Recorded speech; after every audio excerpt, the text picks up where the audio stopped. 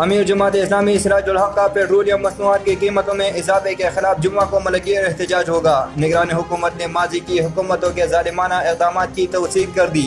Petrol کی قیمت میں 20 روپے لیٹر اضافہ عوام پر ظلم کی انتہا ہے۔ حکومت IMF کے کہنے پر عوام کا خون نچوڑ رہی ہے۔ عوام پر رحم کیا جائے، نگران حکومت لوگوں کو ریلیف دے۔ بسم اللہ الرحمن الرحیم۔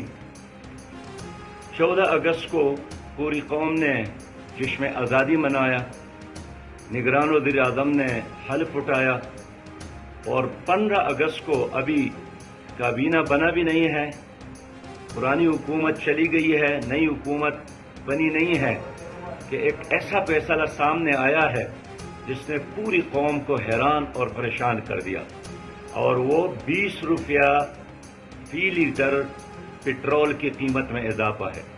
ظاہر ہے جب پٹرول کی قیمت میں اضافہ ہوتا ہے تو ضرورت کی ہر چیز کی قیمت میں اضافہ ہوتا ہے۔ اس حکومت کے اس فیصلے نے قوم کو بری طرح مایوس کیا، ہم اس کی مذمت بھی کرتے ہیں اور نگران وزیر اعظم سے کہتے ہیں کہ اس فیصلے کو واپس لو۔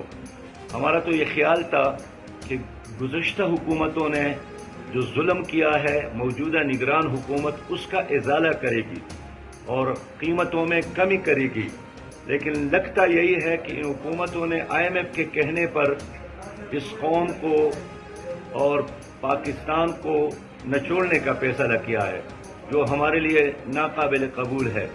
میں اپنی قوم سے بھی اپیل کرتا ہوں، ہر شہری سے اپیل کرتا ہوں کہ اس ظالمانہ فیصلوں کے خلاف اٹھ کھڑے ہو۔